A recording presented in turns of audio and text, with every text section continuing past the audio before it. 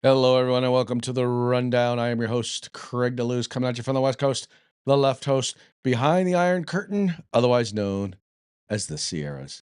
And this is the Rundown.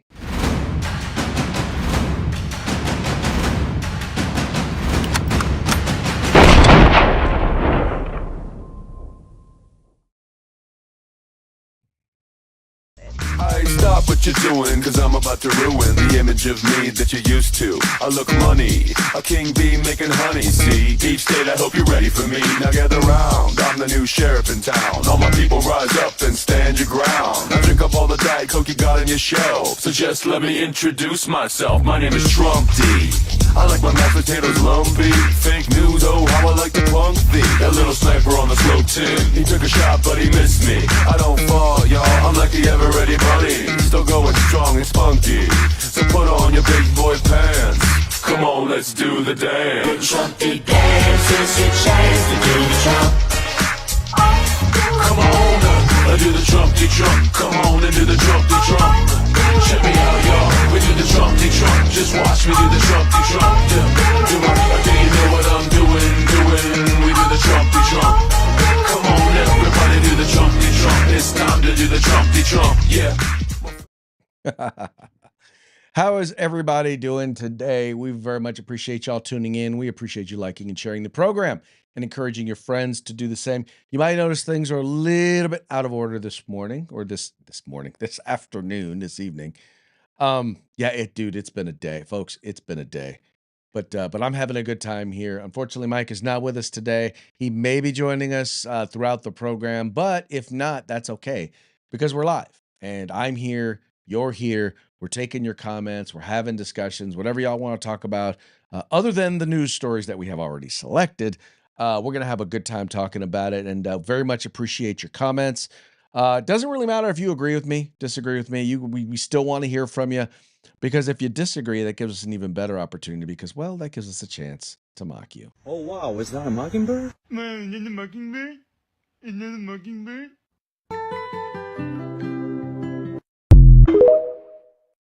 That's right. We reserve the right to mock you. And not so much that we want to make any enemies, that we want to hurt anybody's feelings. But let's be honest, mocking is fun.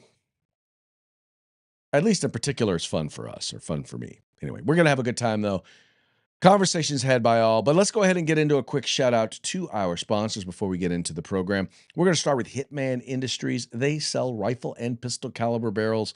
They're available at any length for you to purchase. If you've purchased an AR in the last few years, there's a good chance you already have one of their barrels, and I'm sure you love it. So you're going to want to check them out even more. Just go to hitmanindustries.net. Then we've got the California Republican Assembly working to help elect conservatives at all levels of government, from school board all the way up to President of the United States. Ronald Reagan once referred to CRA as the conscience of the Republican Party.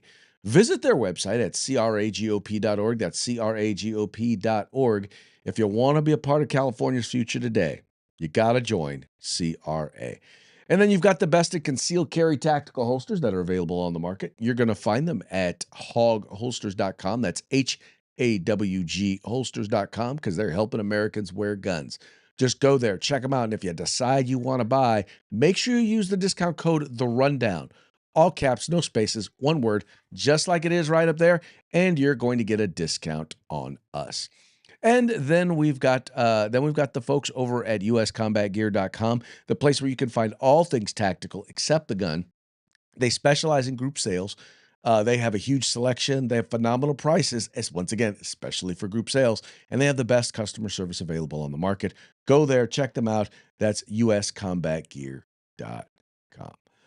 All right, let's go ahead and get into today's news stories, and we're going to go ahead and start with Ilhan Omar. That's right. We'll call her the congressional Somali pirate. She has the nerve, right?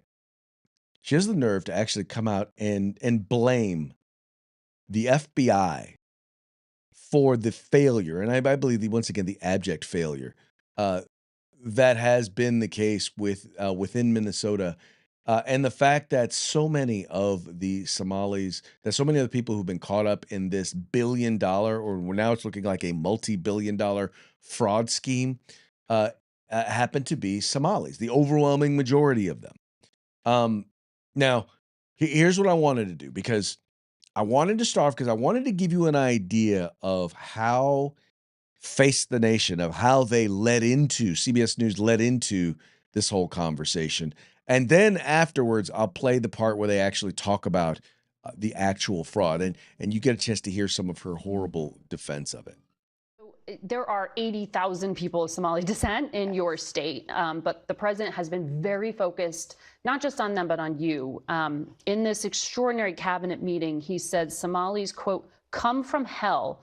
They complain and they do nothing but bitch. Take a listen. These are people that do nothing but complain. They complain. And from where they came from, they got nothing. We don't want them in our country. Let them go back to where they came from and fix it. Thank you very much. That knocking is vehement agreement from his cabinet members there. I just wonder what the reaction is in your district to have that from the highest office in the land. It's disgusting. It's completely disgusting. These are Americans that he is calling garbage. And we feel like there is an unhealthy obsession that he has on the Somali community, and an unhealthy and creepy obsession that he has with me. I think it is also really important for us to remember that this kind of hateful rhetoric and this level of dehumanizing can lead to dangerous actions by people who listen. So this was, just for our audience, the Biden-era Justice Department called it the largest COVID fraud scheme in the country. And this was pocketing COVID-era welfare funds, more than $1 billion in taxpayer money that was stolen. It was pretty shocking. Of the 87 people charged, all but 8 are of Somali descent. And that has added to the spotlight being put specifically on your community. Why do you think this fraud was allowed to get so widespread? Well, I want to say, this also has an impact on Somalis because we are also taxpayers in Minnesota. We also could have benefited from the program and the money that was stolen. And so it's been really frustrating for people to not acknowledge the fact that we're also, as Minnesotans, as taxpayers, really upset and angry about the fraud that has occurred. Now, you noticed real quick there, 87 people convicted. So we're not charged and convicted. 87, all but 8 were Somalis. And some of them, by the way, are people who she has close contact with. One of the individuals, they owned a restaurant where she hosted her campaign party. People who are known, who are close to her. I'm sure when they do some digging, they're going to find a number of these folks have contributed to her campaign. This is an individual who literally has direct ties with a lot of these folks. And a lot of them, and as was noted in the other piece, a lot of them are citizens. They are citizens now. And because they've been here in the United States now for quite a while. But the problem is that she completely and utterly ignores the overwhelming majority of the folks happen to be Somalis or from Somali background. Now, further in the CBS News piece, and it wasn't really there in the quote, she actually blames the FBI. It says here, Democratic Representative Ilhan Omar said Sunday that any link between allegations of fraud by members of the Somali community and terrorism would be a failure of the FBI amid calls to investigate a series of multi-million-dollar alleged pandemic fraud schemes in Minnesota. During the Biden administration in 2022, federal prosecutors in Minnesota filed charges in what they describe as the largest pandemic fraud in the United States, which revolved around welfare programs that partnered with Minnesota Department of Education and the U.S. Department of Agriculture to distribute meals to children. The Treasury Department said last week that it will investigate whether tax dollars from Minnesota's public assistance programs made their way to the Al Qaeda affiliate Al Shabaab, which is based in Somalia. And House Republicans on the Oversight Committee launched an investigation last week into Democratic Governor Tim Walz's handling of the fraud cases. Omar said on Face the Nation with Margaret Brennan Sunday that she's, quote, pretty confident that the alleged link to terrorism is a false claim, citing prosecutions and sentences that have already taken place. Quote, if there was a linkage in money that they have stolen going to terrorism, then that is a failure of the FBI and our court system in not figuring that out, Omar said. The Minnesota Democrats said the accusations have been around for many years, but she added that if that is the case, if money from the U.S. tax dollars is being sent to help terrorism in Somalia, we want to know. And we want those people prosecuted, Omar said. And we want to make sure that doesn't ever happen again. So, in other words, she's trying to put the crap back in the goose. But the reality is, first of all, the organizations that we're talking about, organizations that at in some cases she has supported them. In some cases, she has verbally supported their rhetoric or echoed their rhetoric. Ilhan Omar is tangentially, I'm not going to say directly, but at the very least tangentially, a supporter of terrorist organizations. She's at least a supporter of terrorist actions, right? She is the person who refuses to condemn a number of things that have happened. You don't hear, you didn't, you heard her blaming the Israelis for what happened on October 7th, not for the people who actually went in and killed women and children in front of their families. You don't see her claiming any of that. By the way, real quick, our friend over at Mr. Patrick Collins over at the Gun Food says they are having a big year, Christmas sale or end of the year sale, however you want to refer to it. But they got some big sales coming up and they want to let y'all know. So make sure you take a moment if you get a chance. Go ahead and just Google the Gun Food. Check out their website. Once again, good folks, good gentlemen. Once again, Brad, I'll have to get you on as an advertiser. Just because you're a big supporter of the program, when I'd love to be able to pump you up every single day. Anyway, all that having been said, this is some really the nerve of her. It's all I can say. Now, mind you, I do want to admit, unfortunately, I wish our president was a little bit more measured in his words. Because I think anytime you start talking about an entire group of people, based on what based upon what certain people in that group do, and you try and you kind of label the entire group, I think it takes away some credibility.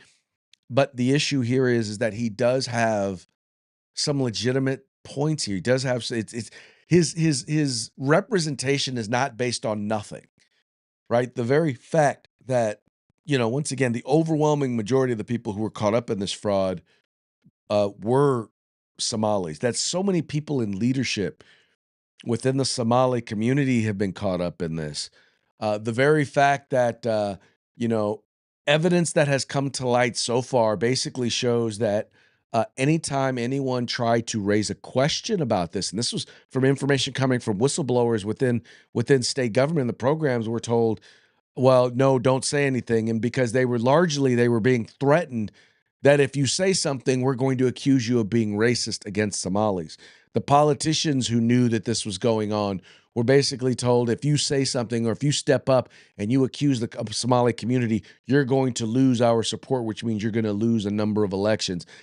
And while the Somali community in the United States is not huge, it is definitely concentrated there in Minnesota, in certain places within Minnesota, places that Democrats need their vote in order to get elected. The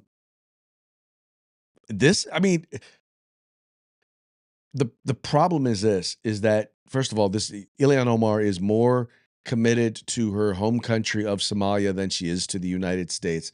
I think that in and of itself disqualifies her from serving in Congress, or if it doesn't, it should. I mean, if nothing else, there's got to be some way, as I see it, where it is a violation of her oath of office, because she's more interested in, once again, making sure that Somalia is taken care of than she is in making sure that the people of her district, the Americans within her district, are taken care of. Right? She seems more interested in making sure that people who are in the country illegally are taken care of than people who are in the country legally. People who, once again, who are citizens, who are veterans. She's a lot less interested in making sure that they're taken care of. So this lady, I'm sorry, but if nothing else, it was good to see that at least the question was asked. Now, mind you, like I said, the way they started off, it was like, yeah, this racist guy, Mr. Donald Trump, anything he says is probably false, but I've got to raise this question. So in other words, they qualify it by, yes, we're going to call Donald Trump an evil racist, but what about this? And just so you know, we're not going to do any real follow-up questions. We're not going to say, well, one of these people who received hundreds of thousands of dollars, they're donors to your campaign.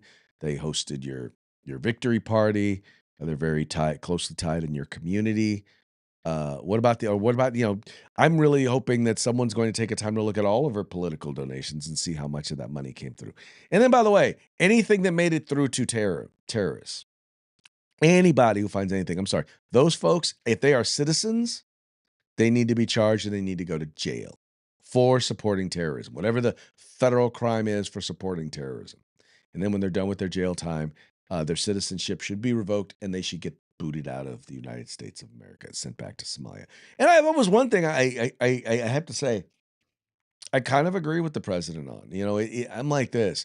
If you don't like it here and you came here from another country and you don't like it here, what I don't understand is, if you like Somalia so much, why aren't you living in Somalia? Why are you here? It makes no sense. I'll say that to an American citizen. If you hate it here so much, right? Now, let me take a step back. I get it because I live here in California, right? And California's my home. It was where I was born. It's where I've been raised. California today is not what California was. It's not the land of opportunity that it once was.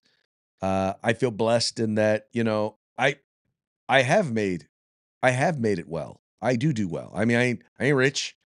I'm not wealthy. I'm not part of the top 1%. I'm not even top one of the top 5%. But I live very comfortably. I make a very good living. And I could probably make this living doing what I do anywhere in the country. I could probably live elsewhere in the country and save a lot more of my money. Have a lot less taken in taxes, have a lot less taken in cost of living, right? I could probably sell this house here in California and go and live in another state and use the equity from this house and buy it cash and be debt free. But see, this is my home. I love it here. I love my home. This is where my kids are. This is where my grandkids are. This is where most of my friends are. I don't want to run. And I feel like if I cut and run, what am I doing to the people who don't have the ability to cut and run? What am I doing to them? Now, I get it. At a certain point, everyone hits their ouch point. At a certain point, you got to make a decision that's best for you and best for your family. And sometimes that might mean leaving home. That happens sometimes. Sometimes you got to do that. I get it. California right now is breaking records for people who are realizing that and doing that, and they're leaving the state of California, right? But for these folks who want to come to the United States and complain, and that's the difference, is they were in Somalia, and now they're here. And if life was so good in Somalia, why aren't you in Somalia? Just wondering. If you are a citizen here, if you've been sworn in as a citizen, if you moved here, what is? I don't get it. I know you're likely living a much better lifestyle than anything you would have lived in Somalia. I know that you have access to more here than you ever would have when you were in Somalia. even if you're doing well, you're high tax. You're high tax probably because you're making a bunch of money that you could never have made in Somalia. But see, here, we try to focus on doing things legally. There's a way, and it's in some countries, and I understand in some societies, it's normal to try and take advantage of the government. Getting over on the government is how you get by. But that's not the way we do things here. That's not the standard. I'm not saying it doesn't happen, but that's not the standard here in the United States. And when you are caught getting over on the government, right? When you're caught stealing basically from taxpayers, there should be a price to pay. There should be. Let's see if there is. And I still believe that I still believe Ilhan Omar really honestly and truly believes when she says, yeah, no, it's someone else's fault. In other words, if you weren't smart enough to not get got, then it's on you. That's their attitude. There are a lot of people who steal from people who feel that way. If you're too dumb, that's their attitude, not mine, their attitude. If you're too dumb to not get got, then you ought to get got. No, that's a little gangster right there. But it is the way that it is. It is what it is. I didn't write the rules. I didn't make the rules. I didn't write the rules. I'm just telling you how it is. Right? Right. Anyway, and that's why you have someone like Ilhan Omar who thinks she can blame the FBI for stuff that's going on, for some of the crap that's going on here. I don't get it. I don't think it's right, but anyway, that's her. All right, folks, that now brings us to our second story of the day. It has to do with Rosie O'Donnell and her TDS. That's right, TDS, Trump Derangement Syndrome. It's funny, people don't, it's a Trump Derangement Syndrome is a thing. In fact, I need to write a piece about Trump Derangement Syndrome because I know it to be a thing, and I know those of you who are on the conservative side, I know you know it is a thing. But here's the thing that I'll say, though. We have Trump Derangement Syndrome on our side, too. It manifests differently, but it does exist. And I'll just say this. If you are a person who believes that Donald Trump can do no right, or you believe that Donald Trump can do no wrong, there's a very good chance that you are suffering from Trump Derangement Syndrome. Not saying, just saying. Maybe I'll explain it in the piece. If y'all want to see a piece, if y'all would like to see me write a piece like that, go ahead and note it in the comments. Say, hey, yeah, Craig, I'd like to see that. I'd like to hear about Trump Derangement Syndrome on the right and on the left, because I think that's a piece worth writing. But it's only going to be a piece worth writing if y'all find it worth reading. So let me know what y'all think. But anyway, so you might remember Rosie O'Donnell said that, well, if Trump got reelected, she was moving out of the country. And she was actually one of a handful of liberals who actually followed through on their commitment. Donald Trump got elected, and she decided to move. And for her, she decided to move to Ireland. Now, you would think that because Donald Trump is not her president anymore, because she's now in Ireland, she's not in the United States anymore. And by the way, they have rejected her request to become a permanent resident or a citizen there in Ireland. So she's eventually going to have to come back. But you would think her obsession, and there's no other real way to put it other than an obsession with Donald Trump, you would think she would have gotten over that by now. Well, she hasn't. And in a recent interview, we've come to find out just how much she has not gotten over it. This is a piece over at the Independent. Rosie O'Donnell promised to detach from social media over Donald Trump, but it only lasted hours. Rosie O'Donnell has opened up about her attempted social media cleanse that went wrong amid her ongoing feud with President Donald Trump. The comedian, 63, said she was urged to detach from firing off her anti-Trump social media posts around Thanksgiving. However, O'Donnell, who moved to Ireland 5 days before Trump was inaugurated in January, told the Washington Post that in a new interview that she gave up on the plan just hours later. She said her longtime friend told her, Roseanne, you've got to detach. You've got to disconnect. However, O'Donnell could not stay silent when she saw that Trump had recently scolded Bloomberg reporter uh, Catherine Lucy and told her to be quiet, piggy, when she pressed him about the Epstein files. After posting myriad criticisms of Trump and unflattering pictures of him, O'Donnell then made a plan to stay off social media for 3 days, which also ended early. Despite her toxic relationship with Trump and social media, O'Donnell said her move abroad has been the healthiest and best decision for herself and her youngest child, Clay. She said earlier this year she was feeling healthier and sleeping better since living in Dublin. Quote, it's not easy to move to another country, and we really felt as a family this was the safest and best thing for us to do, she said in March. I feel healthier. I'm sleeping better without the stress and anxiety over what was happening politically in the country. Now, mind you, this is a person who can't go but a few hours, can't go but a few hours without commenting on something Donald Trump.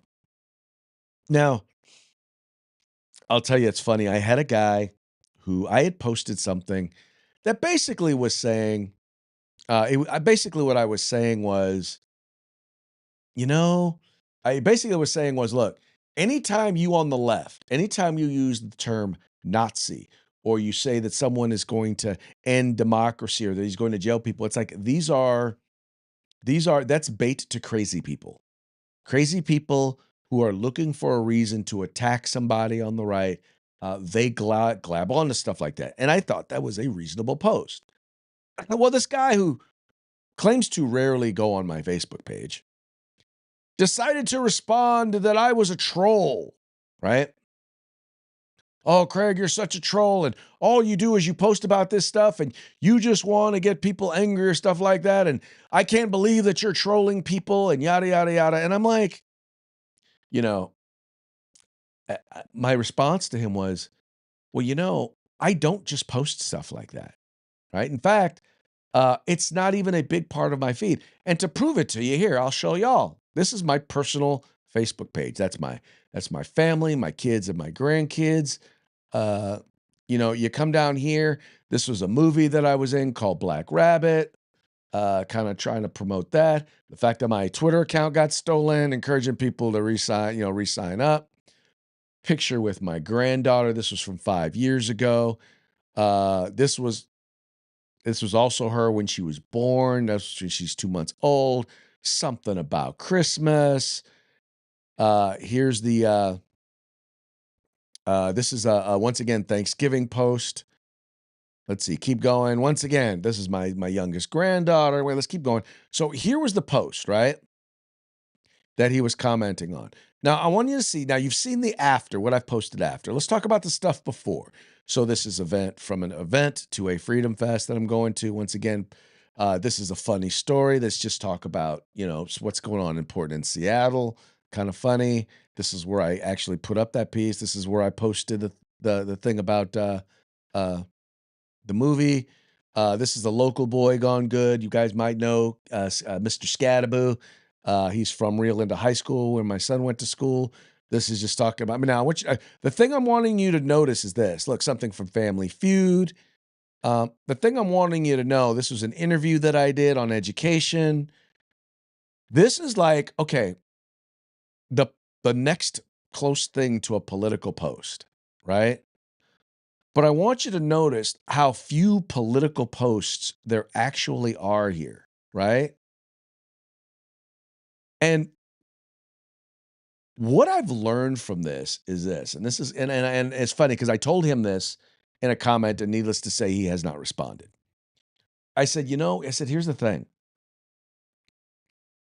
What happens is that he's complaining that the only thing he ever sees me post are things like political stuff like that. And I said, you need to understand how algorithms like Twitter and Facebook work. The stuff that shows up is the stuff that you respond to. So, in other words, the fact that I have all these other posts and you don't see them, it's because you don't respond to those posts. You don't take the time to look at those posts. You don't take the time to read those posts or comment on those posts or like or dislike those posts. The only ones you respond to are the ones that seem to get you all riled up. So, the fact that you only see those things that rile you up says more about you than it does about me. That's the key. Now, I realized this, and here's the reason why I realized it. I said, look, I'm not trying to be judgmental because I thought the same thing about somebody who I accused of having Trump derangement syndrome. I was like, dude, man, you have Trump derangement syndrome. That turns out they did, but they weren't as obsessed as I thought they were because when I actually clicked over to their profile, right, their actual page that shows everything that they post or everything that they're tagged in, there was a lot of anti-Trump stuff, but it didn't take over their Facebook page, right? It wasn't their sole profile. So I realized that, okay, before I overreact to something that I see that they've posted, right? If I want to react just to that, then I can react just to that. But if I want to accuse them of something like having Trump derangement syndrome or being obsessed with Donald Trump or this or that, then maybe I need to take a moment and look at their entire profile to get a better idea. Because here's the thing. The Twitter algorithms, the Facebook algorithms, the Instagram algorithms, they don't present a full picture of who your followers/friends are on social media. It doesn't. So take a moment and check them out. Take a moment before you accuse them of having Trump derangement syndrome, being so obsessed, yada, yada, yada, yada. Take some time to go and look. Now, they may just be misinformed. They may be disinformed. They may just disagree with you, and that's okay. But always be careful, but once again, in this particular case, she admits to being obsessed. Trust me, I can go days without posting about anything. Now, part of that's because I get a chance to rant with you guys 5 days a week. That doesn't hurt. The fact that I get a chance to kind of run my mouth with you guys every day helps. It really does. Anyway, but not everybody has that outlet, so a lot of people utilize social media for it. Anyway, I realize I went way, way off on this particular topic, but suffice it to say, TDS, Trump derangement syndrome, is a thing. And yes, there are sufferers on the right and the left. And once again, if you'd like me to write a piece about it, right, go ahead and comment. Let me know what you think. Let me know if you think I ought to write that piece. All right. So this is an interesting little ditty here over in this piece. This is a piece over from the New York Post, and it's talking about, so an organization decided that they were going to test the ACA grants, right? And what they did was they went and they created these fake accounts and they applied for ACA grants. And they found that 90% of their fake accounts were granted Obamacare subsidies with absolutely no documentation, right? Zero documentation. That's what's pointed out here. And once again, in this post by the this article presented by the New York Post, it says Affordable Care Act subsidies have been granted without the required documentation to 90% of fictitious applicants over the last 2 years, according to a damning government watchdog report released Wednesday. The Government Accountability Office's preliminary findings of ongoing and covert testing of Obamacare found that fraud risks in the federal ACA marketplace, specifically related to the healthcare program's advance premium tax credit, a subsidy Democrats shut down the government over last month in a failed effort to extend the tax credits for 3 more years. The federal marketplace marketplace approved coverage for nearly all of GAO's fictitious applicants in plan years 2024 and 2025, generally consistent with similar GAO testing in plan years 2014 through 2016, according to the government watchdog. In a plan year 2024, all 4 GAO fake applicants received coverage with lower monthly premiums, thanks to $2,350 per month in Obamacare subsidies granted to insurers, despite not submitting documentation to support Social Security numbers, citizenship, and reported income. The GAO upped the number of fake applicants to 20 in plan year 2025, and 18 still remain actively covered as of September 2025. The subsidies that the 18 fake enrollees were approved for totaled over $10,000 per month. Evidence of potential misuse of Social Security numbers, including dead people receiving coverage, was also discovered by the GAO. Now, I was reading another article, and they were talking about how the people who were engaged in this fraud, the people who eventually would plead guilty, here's what they said.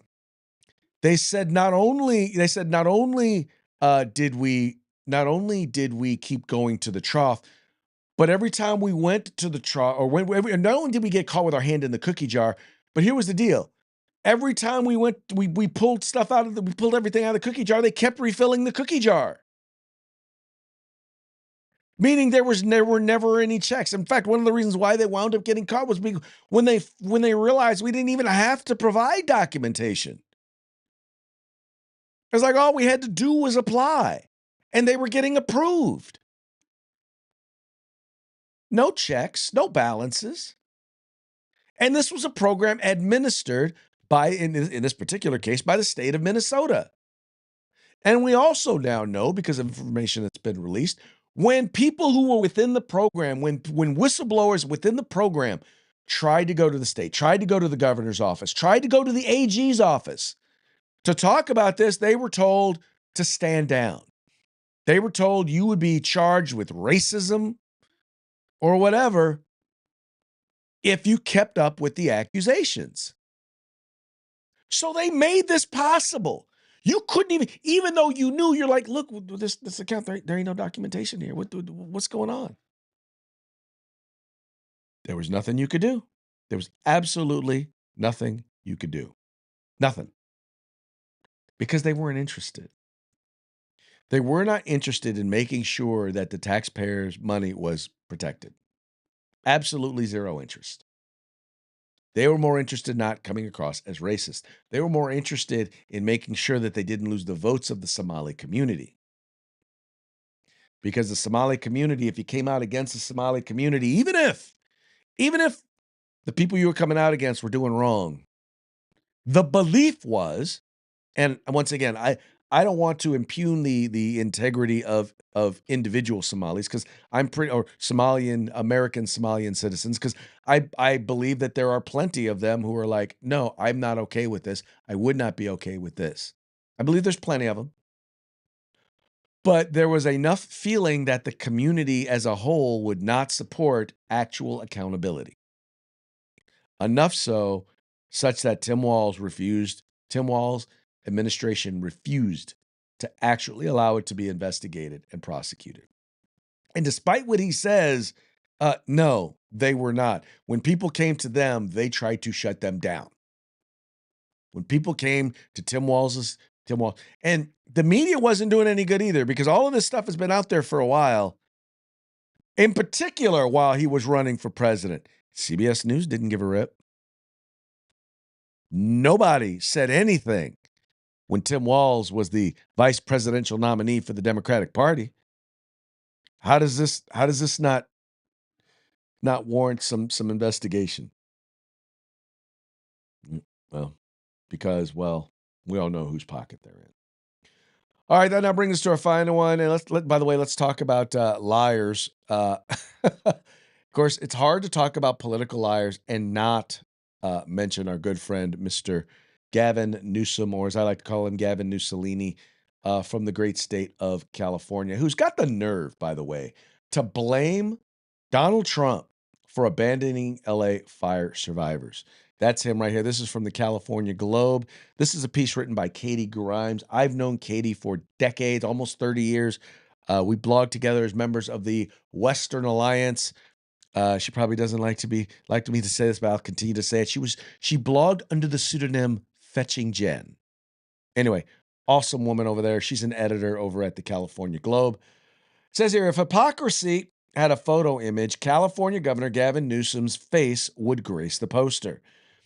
As the Globe reported Thursday, Newsom has all but abandoned the Palisades fire victims, is now asking for $34 billion federal bailout.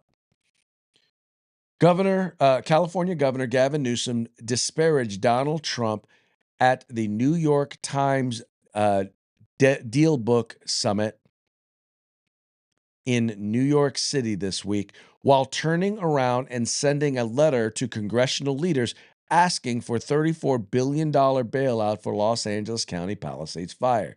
Yet the California governor needs federal funding to bail him out of a really big political problem. It is Governor Gavin Newsom who is bending the knee to President Trump. Newsom now claims he's, quote, taking his advocacy for LA fire recovery to Washington to again call on Trump administration to provide a proposal to Congress to immediately assist LA fire survivors in rebuilding their communities. Newsom has made President Trump the central focus of his presidential campaign, disparaging and slandering the president at every turn. But the governor also wants the federal government to pay for the Palisades fire victims 11 months after the fires.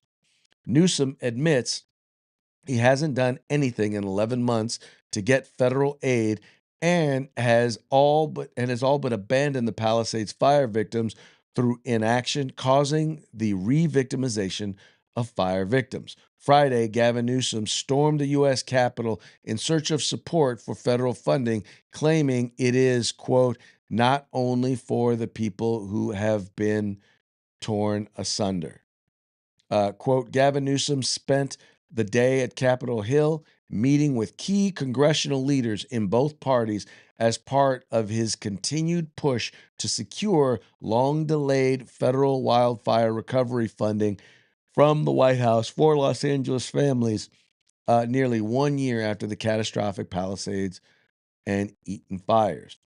Okay, but the long-delayed federal wildfire recovery fund won't take place of local California help the governor has denied victims of Palisades and Eaton fires.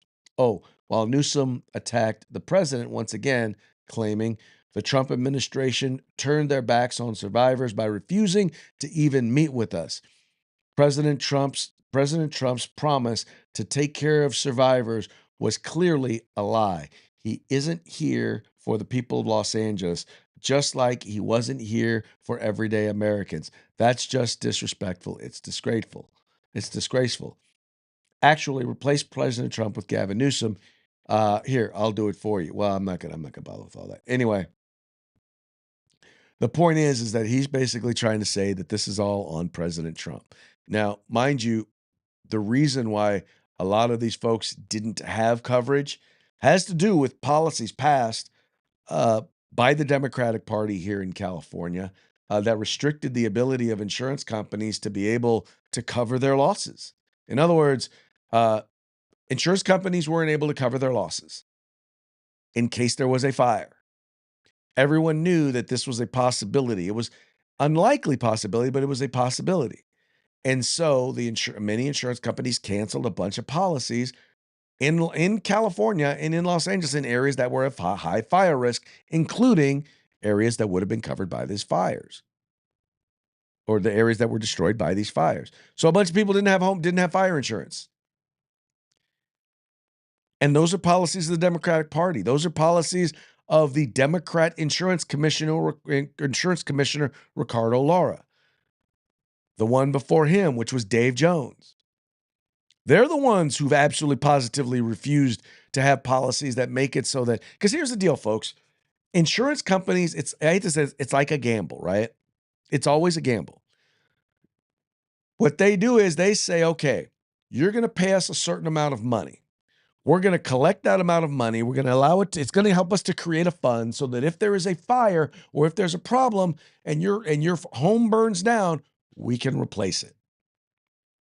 At the very minimum, you're measuring risk, right? You've got people who are all the point going through measuring risk to determine how much money you need. Now, if you need more money, the only way in which you get more money is by raising premiums, in particular in the high-risk areas. The state of California wouldn't allow them to do it. Not only would the state of California not allow them to increase their rates, do that, because it's going to be the other thing was, well, what happens if it costs more?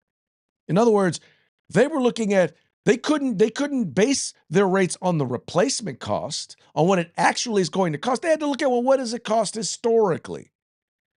Well, we just experienced historic inflation, right? The worst inflation in 40 years. Building materials cost more. They especially cost more in California. So yeah, it was a lot more expensive. It was going to go up a lot more. They would not allow them to cover their costs. Well, and like any good insurance company, he did his job. They did their jobs. And they're like, okay, well, we're not going to cover something that is by the numbers going to be a huge risk for us. Just not going to do it. And so they canceled the policies, right? Once the policies became too high risk, sorry, too bad, so sad. Don't know what to tell you. And they canceled them. And I get why they did. Anyway, this is all on Democrats here in the state of California. By the way, one of the other reasons it's so expensive is because, well, there's a lot of environmental policies and programs and coastal commissions and all this stuff that's going to require to be done in the areas that burn down. It's just going to make it cost prohibitive. If they can even get the approvals to do it. Once again, every single one of those policies, every single one of those commissions, every single one of them, all Democrat run, all Democrat led, all Democrat instituted. But for some reason, orange man bad, therefore all things bad.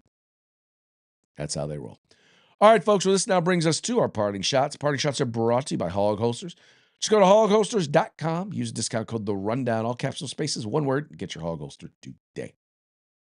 All right, all three of our parting shots today are going to be brought to you by the Babylon Bee, fake news that you can trust. Our first one, special needs community demands people stop comparing them to Tim Walz. I understand why. First of all, I will let you folks know, this has a lot to do with, President Trump calling him retarded or calling him a retard. I don't remember if he called him retarded or if he said he was a retard. But there's a fundamental misunderstanding. When you call someone retarded or you refer to someone as a retard, you are not referring to someone who is developmentally disabled. You're not talking about someone who's special needs. You're talking about someone who is so stupid that they do not know that they are stupid. That is a retard. And that is Tim Walz. Next one here. Nigerian prince scammed by Somali immigrant. The only way you do not get this joke is if you've never gotten the whole, a Nigerian prince wants to invest or has money stuck in an account, and if you just send him some money, he'll kick you back some of his inheritance. Anyway. And then finally, junior cartel member excited to already be getting to drive boat. Uh-oh. I don't think that's going to go as well as he thinks it is going to go. Most definitely not. Anyway, that's fun stuff. All right, folks, so that brings us to the end of our program. But before we go, we're going to give one more quick shout out to our sponsors. We got Hitman Industries, rifle and pistol caliber barrels available for you to purchase at hitmanindustries.net. The California Republican Assembly, the conscience of the Republican Party. Check them out at cragop.org. The best in concealed carry tactical holsters available on the market at hogholsters.com. That's HAWG holsters.com, helping Americans wear guns. And then you've got the place where you can find all things tactical except the gun. And that would be uscombatgear.com. All right, folks, that's going to be it for today's program. We will be back tomorrow on Taco Tuesday. Till then, y'all have fun, stay safe, and we will see you mañana.